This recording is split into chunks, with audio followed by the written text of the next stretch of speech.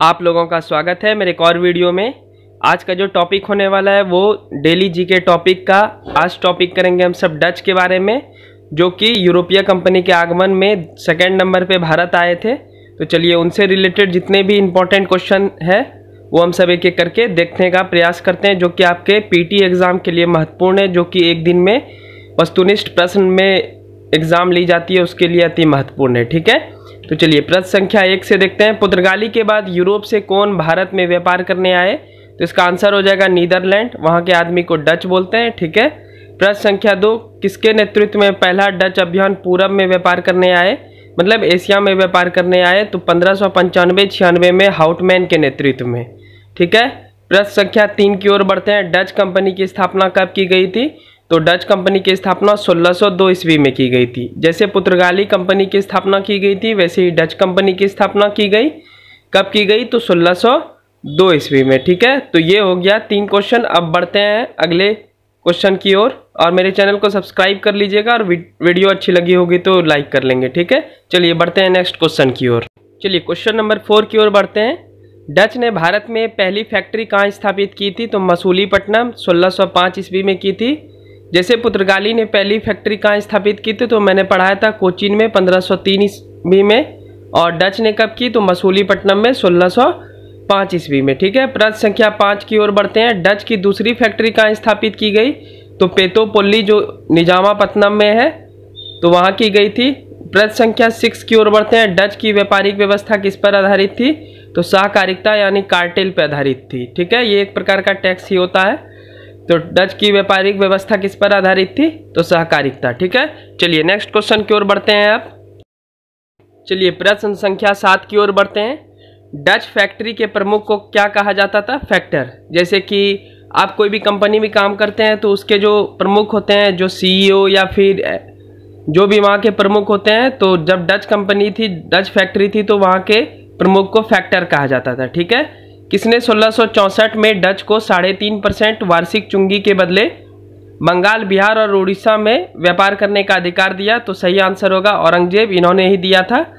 ठीक है, 3.5% वार्षिक चुंगी। चुंगी मतलब होता है कर, कि आप 3.5% हमको कर देंगे और बदले में मैं आपको बंगाल, बिहार और उड़ीसा में व्यापार करने का अधिकार दूंगा। ठीक है, तो औरंगजेब ने किया था। प्रश्न संख्या 9 की ओर बढ़ते हैं। डच ने मसालों के स्थान पर किसके निर्यात पर जोर दिया? तो उत्तर हो जाएगा कपड़ा। जैसे कि पुर्तगाली ने मसाले पे बहुत जोर दिया था, और वास्को डी गामा यहाँ से 60 गुना लाभ कमा के गए थे, लेकिन डच ने मसाले के स्थान पे मसाला भी उन्होंने परचेज किया, पर ज़्यादातर उन्होंने कपड़ा का निर्यात किया, यानी कपड़े पे ध्यान दिया। ठीक है, तो ऐसा क्वेश्चन आपको मिल सकता है। डच ने मसालों के स्थान पर किसके निर्यात पर जोर दिया? तो आंसर हो जाएगा आपका कपड़ा। ठीक है, चलिए नेक्स्ट प्रश्न की ओर बढ़ते हैं। चलिए प्रश्न संख्या 10 की ओर बढ़ते हैं। डच कंपनी ने कब अपनी फैक्ट्री पटना में स्थापित की? तो 1632 ईस्वी में, और ये क्वेश्चन बीपीएससी बहुत बार पूछ चुकी है, तो आप इसे देख लेंगे। और इसमें बीपीएससी ने 1632 ईस्वी माना है आंसर, तो मैंने भी यही लिखा है 1632। कोई कोई बुक में 1638 भी है, पर जो बीपीएससी माना है उसी को लेकर चलें, क्योंकि आप बीपीएससी के एग्जाम में बैठने वाले हैं। ठीक है, चलिए प्रश्न संख्या 11 की ओर बढ़ते हैं। यूरोप वासियों को सोरा कहाँ से मिलता था? तो बिहार। सोरा क्या होता है? तो सोरा बम बनाने में यूज होता था, इसे पोटेशियम नाइट्रेट कहते हैं। ठीक है, तो इसे बम बनाने में अंग्रेज या फिर डच या भी बहुत जो भी यूरोप से आए थे व्यापार करने, और धीरे धीरे रूल करने लगे भारत पे, वो इसका उपयोग करते थे। तो सबसे ज़्यादा सोरा कहाँ से मिलता था? बिहार में। आपको डायरेक्ट क्वेश्चन आएगा कि यूरोप वासियों को सोरा कहाँ से मिलती थी, तो उत्तर हो जाएगा बिहार। ठीक है, प्रश्न संख्या 12 की ओर बढ़ते हैं। डच ने चिंसुरा के किले का क्या नाम रखा था?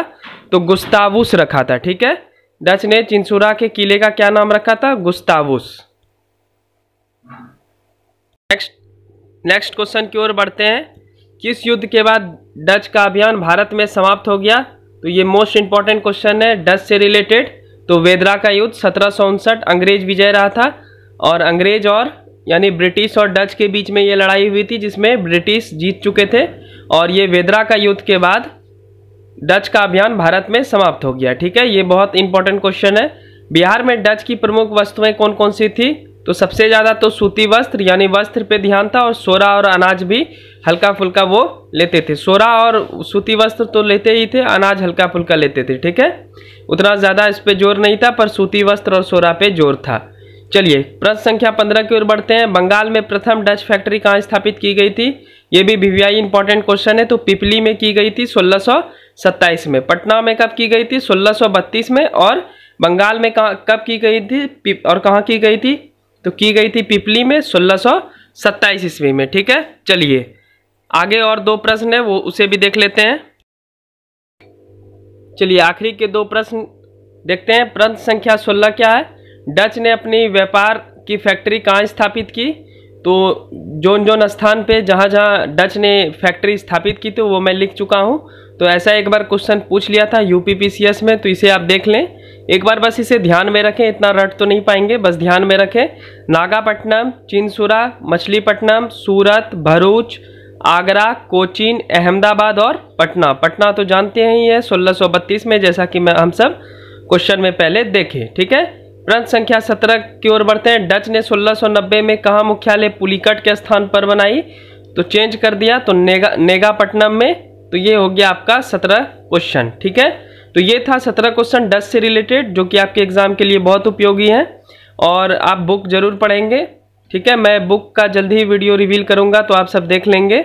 और ये 17 क्वेश्चन डच से था। अब जो है अगला जो वीडियो आएगा यूरोपीय कंपनी के आगमन का, ब्रिटिश से रिलेटेड जितने भी क्वेश्चन बनेंगे वो सब लेके आएंगे, और एक एक करके छोटे छोटे भाग में कुछ 5-7 मिनट के वीडियो में हम सब एक एक करके सारे महत्वपूर्ण क्वेश्चन को हल कर लेंगे, ठीक है। तो ये जितने भी क्वेश्चन है इंपॉर्टेंट है, आप इसे एक बार जरूर देखें, क्योंकि एक एक नंबर का बात होता है, एक एक नंबर से ही आप कटअप को क्लियर कर पाएंगे। तो आप बने रहिए वीडियो में, और अच्छी लगी वीडियो तो प्लीज़ चैनल को सब्सक्राइब कर लेंगे। और साइंस से रिलेटेड, पॉलिटी से रिलेटेड, ज्योग्राफी से रिलेटेड जितने भी हैं, इकोनॉमिक्स से रिलेटेड, वो भी जल्द ही वीडियो आएगा। कुछ अभी आ रहा है क्वेश्चन के फॉर्म में, कुछ मैं डिटेल पढ़ाऊंगा, तो उसे आप देख लेंगे पॉइंट वाइज करके, ताकि उससे आप डिटेल में पढ़ेंगे तो ज़्यादा क्वेश्चन आप सॉल्व कर पाएंगे, ठीक है। तो चलिए मेरे चैनल को सब्सक्राइब कर लीजिएगा, वीडियो अच्छी लगी हो तो लाइक कर लेंगे, ठीक है। Thank you so much, bye bye.